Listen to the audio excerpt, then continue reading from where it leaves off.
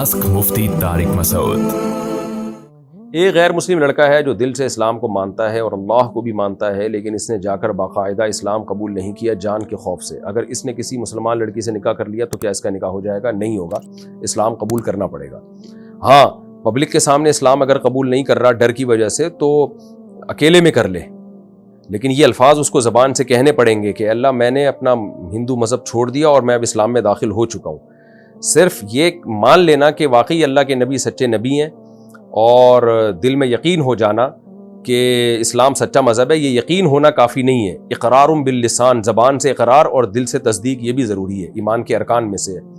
फ़िरौन को भी तो दिल से यकीन था कि मूसा अलैहिस्सलाम अल्लाह के सच्चे नबी हैं। कुरान कहता है वजहदू बिहा वस्तैक़नतहा अनफुसुहुम।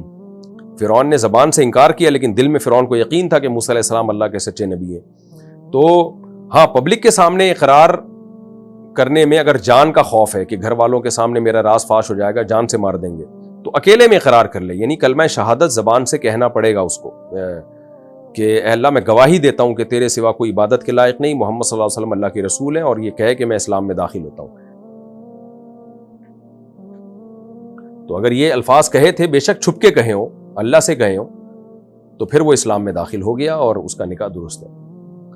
मुफ्ती साहब ने मुफ्ती साहब मैं जब भी अल्लाह को याद करता हूँ, शैतान कोई ना कोई रुकावट डाल देता है। नमाज़ पढ़ना भी मुश्किल हो जाती है, नमाज़ पढ़ना शुरू करता हूँ तो किसी न किसी इंसान का चेहरा आता रहता है। जब अल्लाह को याद करता हूँ तब भी किसी इंसान का चेहरा आ जाता है। बराए मेहरबानी इसका हल बताएं। इसका हल यही है कि आने दें चेहरा, उस चेहरे को हटाने की कोशिश न करें।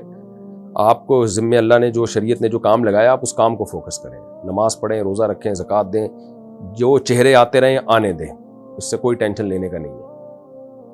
मोहम्मद तस्लीम अख्तर इंडिया से, शरीयत में बीवी को किस बात पर मारने की इजाज़त है और कहाँ पर और कितना? इस पर मैं तफसीली बयान कर चुका हूँ कि किन सूरतों में शरीयत ने बीवी पर हाथ उठाने की इजाज़त दी है। क्योंकि ये बहुत पेचीदा टॉपिक है, इस पर मैंने अधूरी बात की तो लोग इसका नाजायज़ फ़ायदा उठाना शुरू कर देते हैं, बीवियों पर जुल्म करना शुरू कर देते हैं। इस्लाम में बीवी पे हाथ उठाने को अच्छा अमल नहीं समझा गया है। नबी सल्लल्लाहु अलैहि वसल्लम ने पूरी ज़िंदगी कभी अपनी किसी ज़ौजा पे हाथ नहीं उठाया, हालांकि आपकी 9 बीवियाँ थी एक वक्त में, फिर भी कभी हाथ नहीं उठाया। तो बहुत सूरतों में बहरहाल इजाज़त दी है शरीयत ने। अब उस पर मेरा तफसीली बयान है, आप यूट्यूब पे सर्च कर लें, मिल जाएगा आपको। असल यही है कि हाथ ना उठाया जाए, मोहब्बत के साथ रहा जाए। वो बांदी नहीं है, लौंडी नहीं है, वो आपकी शरीके हयात है, उसको रिस्पेक्ट दें आप। लेकिन बाद सूरतों में बहरहाल शरीयत ने गुंजाइश दी है एतदाल के साथ हाथ उठाने की, क्योंकि सरबरा को अगर इजाज़त ही नहीं होगी कि वो अपना हुक्म ज़बरदस्ती मनवा सके तो फिर वो सरबरा नहीं है।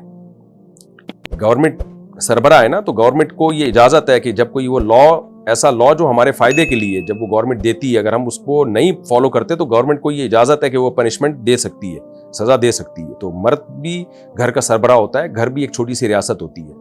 तो शरीयत ने मर्द को ये अथॉरिटी दी है कि अगर आपके मातहत जायज़ बातों में भी आपकी बात नहीं मान रहे और उससे फसादात हो रहे हैं तो हतल इम्कान तो बर्दाश्त करें आप। सब घरों में सब कुछ ऊंच नीच चलती है, लेकिन एक वक्त आता है उसमें शरीयत ने फिर इजाज़त दी है, मर्द को ये अथॉरिटी दी है, वो एतदाल के साथ हाथ उठा सकता है। तो उस पर मेरा तफसीली बयान है, आप वो सुन लें। और ऐसे पर्सनल लॉयत के मसाइल चैनल पे ना पूछा करें, क्योंकि मैं जब बताऊंगा तो उससे जो पहले ही से जालिम जाबिर मर्द है ना, जो बदअखलाक हैं, वो जरी हो जाते हैं अपनी बेगुनाह औरतों पे और जुल्म बढ़ जाता है। कुछ मर्द वैसे ही जंगली होते हैं, वो गांव देहातों में बहुत इस तरह बाज़ इलाकों में जुल्म होता है, कूटते हैं डंडों से बिला वजह एक ज़रा सी बातों पे, तो वो और जरी हो जाते हैं फिर इन चीज़ों से।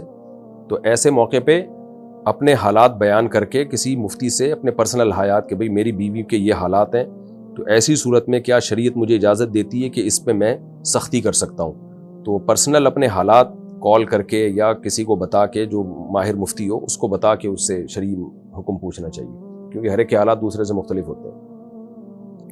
एक आदमी दुबई में है, इसकी शादी को 15-16 साल हो गए हैं, इसके 3 बच्चे भी हैं, 3-4 बच्चे भी हैं। अब एक औरत ने जो इनके रिश्तेदार है ये बताया कि इस आदमी ने और इसकी बीवी ने एक औरत का दूध पिया है। तो अब क्या करना होगा? कुछ भी नहीं करना होगा, उस खातून की बात का कोई एतबार नहीं है। शादी हो गई, 4 बच्चे हो गए, अब आके बता रही है, तो इस बात का कोई शरीयत में एतबार नहीं है। अगर पहले से मशहूर हो कि इन दोनों ने बचपन में एक औरत का दूध पिया है تو دونوں میں علیحدگی کرائی جائے گی. اور اگر بعد میں آ کے کسی نے بتایا تو شرعی گواہی کا ہونا ضروری ہے. باقاعدہ پراپر 2 مرد گواہی دیں جنہوں نے اپنی جو یعنی ثقہ ہوں, یا عورتیں گواہی دیں, کوئی ایک عورت نہیں ہے تو ایک مرد اور 2 عورتیں گواہی دیں, یعنی گواہی کا نصاب مکمل ہونا چاہیے. تو ایسے ایک عورت کے کہنے سے اب نہیں ہو سکتا کچھ بھی. تو یہ اطمینان کے ساتھ میاں بیوی کے طور پہ زندگی گزاریں, اور اس خاتون سے کہیں کہ اب آپ جو ہے نا پھوٹ ڈالنے کی کوشش نہ کرو میاں بیوی کے رشتے میں. بالفرض اگر آپ کو علم ہے کہ پیا بھی ہے تو آپ سے اس بارے میں اب سوال نہیں ہوگا. شریعت نے ہمیں ایک عورت کی گواہی پہ فیصلہ کرنے کے حکام دیے نہیں ہیں, تو ہم شریعت کے مکلف ہیں. اگر آپ کو یقین بھی ہے نا کہ پیا ہے تو بس اللہ کی نظر میں یہ میاں بیوی ہی ہیں, بہن بھائی نہیں ہیں. قاری صاحب کا بچوں کو مارنا جائز ہے یا نہیں؟ جائز نہیں ہے, اس زمانے میں بالکل ناجائز ہے. ہاتھ لگانا بھی جائز نہیں ہے. اس میں تفصیلی کلپ ریکارڈ کروا چکا ہوں, وہ میں نے کسی کے ذمہ لگا دیا کہ وہ چلا بھی دیں. اس زمانے میں بالکل اجازت نہیں ہے. جعفر اقبال ہنگو سے پیسے جمع کر کے کرکٹ ٹورنامنٹ کرنا کیسا ہے؟ جائز ہے, لیکن جوا جائز نہیں ہے. ہوتا یہ کہ پیسے جمع کر کے کھیلتے ہیں تو جو ٹیم جیت جاتی ہے سارے اس کو دے دیتے ہیں, تو یہ جوا ہے.